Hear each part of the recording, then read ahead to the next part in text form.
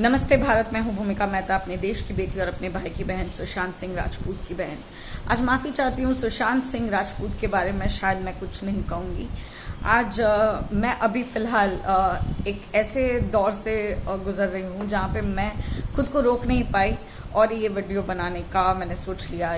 मैं आज शायद वीडियो नहीं बनाती, बट अभी कुछ देर पहले, कुछ 5-10 मिनट पहले मैं मेरे डैड के साथ टीवी देख रही थी और न्यूज चैनल देखा। मैं जो बहुत नहीं देखती हूँ किसी कारण से, आपको पता है।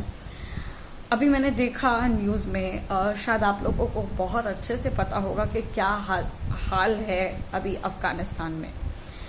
कहने को वो हमारा प्रदेश नहीं है, हमारा भारत के अंदर नहीं आता, बट देश देश होता है, इंसानियत इंसानियत होती है। हम भारतीयों के अंदर इंसानियत अभी भी बची है और हमेशा रहेगी। और ऐसा कुछ हुआ जो दिल को छू गया और मैं आप सबसे शेयर करना चाहती हूँ, अपने दिल की बात करना चाहती हूँ कि अजीब लगा जब ये सुना कि अफगानिस्तान में तालिबानों का ये जो जंजाल चल रहा है, किस हद तक गंदगी मचाई है उन लोगों ने। मुझे तो लगता था कि हमारे भारत में बॉलीवुड और ड्रग्स ही एक ऐसी चीज है जिसके ऊपर हम विजय पा लेंगे तो हमें जस्टिस मिल जाएगा, बट ऐसा नहीं है, ऐसा बिल्कुल भी नहीं है। जस्टिस बहुत ही ज्यादा मुश्किल है। जहां हम बात करते हैं अफगानिस्तान जैसे बड़े प्रदेश की, जहां पे ये सुनाई दे रहा है कि तालिबानों ने पूरी अपनी, मतलब क्या बोले, फोर्स लगा दी है एक एक अफगानी को मारने के लिए। और अगर अफगानी बचे हैं तो सिर्फ और सिर्फ तालिबानों के मुसीबत के वक्त में काम आने के लिए। कुछ ऐसे ही न्यूज मैंने, आई एम सॉरी मैं स्टैमर कर रही हूँ बिकॉज मुझसे हो नहीं रहा है, बोला नहीं जा रहा है, बट सुन के मैं तंग आ गई। और मुझे बहुत अजीब लगा कि जब रिपोर्टर्स जा रहे हैं तालिबानों से क्वेश्चन करने के लिए, क्योंकि तालिबानों ने ये प्रॉमिस करा था जब उनको तालिबान का ये जो षड्यंत्र जब वो लोग रच रहे थे, तब उन लोगों ने सबको ये प्रॉमिस करा था कि अगर हम लोग सत्ते में आए तो औरतों को उनका हक मिलेगा, औरतों के लिए स्कूल्स बनाए जाएंगे और औरतों को उनका हक देने के लिए हम कुछ भी करेंगे। उन्होंने गुरुद्वारा, मतलब जो 8-9 गुरुद्वारा थे अफगानिस्तान में, अब शायद 1 या 2 ही है, और उसमें भी एक आतंक मचा हुआ है। देखा कि जो मनीष, जो रिपोर्टर थे, जो जाकर सबसे पूछ रहे थे गुरुद्वारा में कि उनको तालिबान के आतंक के बारे में क्या कहना है, तो उनके शब्दों में, उनकी आवाज में एक ऐसा डर था जो, मतलब न्यूज के दौरान से तो हमें समझ में आ रहा था, बट मैं ये नहीं समझ पा रही थी कि क्या चल रहा होगा उनके दिमाग में। क्योंकि हम शायद टीवी पे देख रहे हैं, हम शायद अपने अपने टीवी में जिस चैनल बदल के न्यूज देख लेते हैं, बट जिनके ऊपर ये बीतती है उनके साथ क्या क्या हुआ होगा, मैं वो सोच के कांप रही हूँ। और मुझे लगता है कि काफी लोग ये भी कमेंट में लिख सकते हैं कि आप इतना क्यों ये कर रहे हो, वो पाकिस्तान है, ये वॉट एवर इट इज, पाकिस्तानिया हो, मतलब अफगानिस्तान में हो या भारत में हो, इनजस्टिस है। और ये इनजस्टिस औरतों के साथ बहुत हो रहा है, वहां पे बच्चों के साथ हो रहा है, नई पीढ़ी के साथ हो रहा है, और बहुत गंदी तरीके से हो रहा है। इन तालिबानों को जब रिपोर्टर ने पूछा, एक महिला रिपोर्टर ने पूछा कि क्या आप लोग औरतों को पूरी तरह से सपोर्ट करेंगे, उनको वोट देने के लिए आप लोग अलाउ करेंगे, तो तालिबानों ने बहुत अच्छे से हंसकर जवाब दिया कि कैमरा बंद करो, अपनी भाषा में कैमरा बंद करो कहा। और उन्होंने जो किया होगा, वो शायद कैमरा बंद करने के बाद क्या हुआ होगा, कैसे हुआ होगा, ये मतलब कल्पना नहीं की जा पा रही है, क्योंकि ये बहुत ही कठिन है ये सोचना कि एक औरत के साथ वो लोग किस हद तक गिर सकते हैं। और यहाँ तक भी पता चला कि अफगानिस्तान में कुछ औरतें अब मोर्चा लेके खड़ी हो रही है, अब वो आवाज उठा रही हैं, तो मैं उनको सल्यूट करूंगी। सबसे पहले उनकी इस शक्ति को और बढ़ाए भगवान, अल्लाह करे कि खुदा करे कि उनकी शक्ति को और बढ़ने दे भगवान, इनमें इतना ताकत दे के वो तालिबानों से लड़ पाए अपने हक के लिए। क्योंकि उन महिलाओं में से पीड़ित महिलाएं जिन्होंने अपना सब कुछ खो दिया अफगानिस्तान में, उन लोगों से उनका घर छीन लिया गया, उनकी इज्जत लूटी गई, उनका बलात्कार किया गया। इनफैक्ट छोटी उम्र में जबरन शादी करवाई जा रही है, जिसमें एक महिला ने बहुत ही स्पष्ट रूप में कहा कि ये निकाह नहीं होता, एक बलात्कार करने का एक लाइसेंस होता है। तो उनको वो लाइसेंस मिल जाता है क्योंकि वो लोग ऑलमोस्ट जिहादी ही मैं कहूँगी। और तालिबान में ये बहुत ही मामूली बात है कि यंग लड़कियों को जबरन पकड़ के निकाह कर दिया जा रहा है और उनकी जिंदगियों को तबाह किया जा रहा है। और ये तक कहा जा रहा है कि जिस तालिबान ने कहा था कि स्कूल्स बनवाएंगे ये वो, इराक में एक स्कूल खाली खुला है जिसमें उन्होंने हर तरफ से कैमरा से पोजीशंस पे मतलब फोटोशूट किया है ताकि वो बता सके कि ये देखिए मैंने स्कूल खोला है एंड यहाँ एजुकेशन हो रहा है।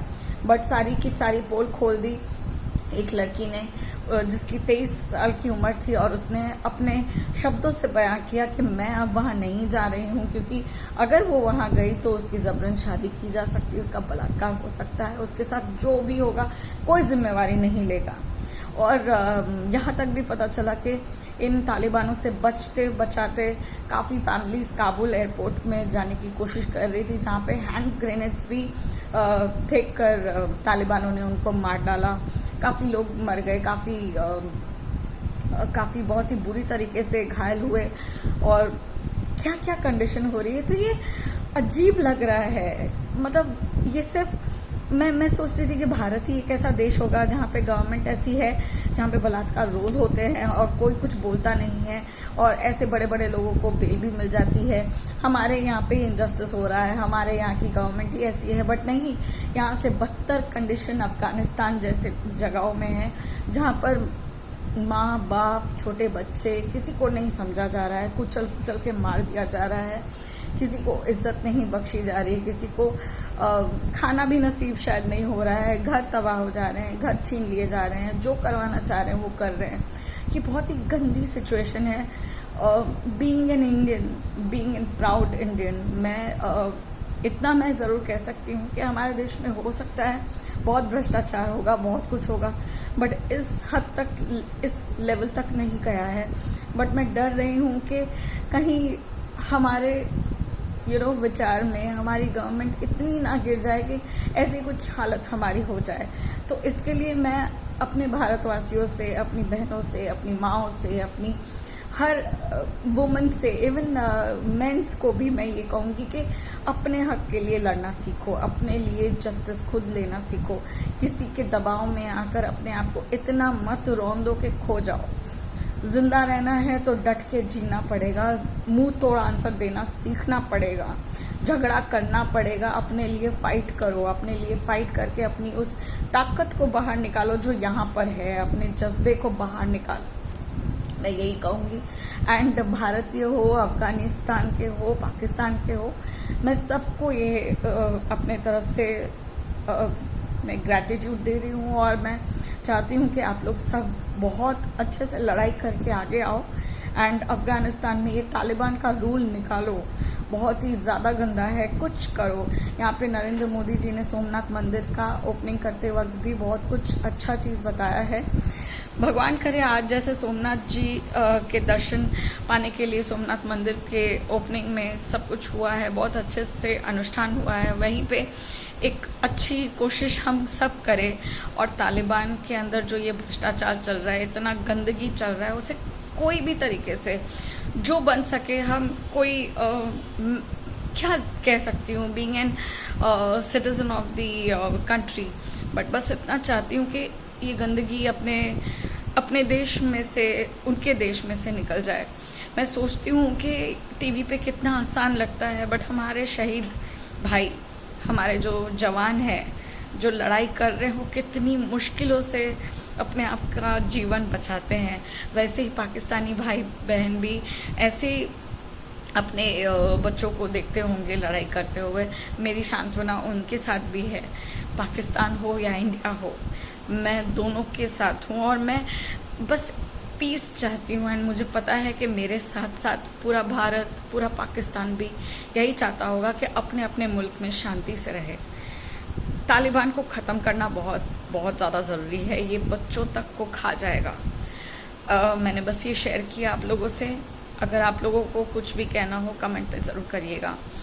बाकी we want justice and we will get justice very soon. And जब भी कोई अपडेट मिलेगी मैं डेफिनेटली आपको बताऊंगी। वैसे एक अपडेट है जो मैं आपको देना चाहती हूँ सुशांत सिंह राजपूत के केस के लिए। सिद्धार्थ पिठानी बहुत कुछ बोल चुका है एंड अब सीबीआई ने और एक कदम उठाया है। 3 सम्मन भेजे हैं वापस से।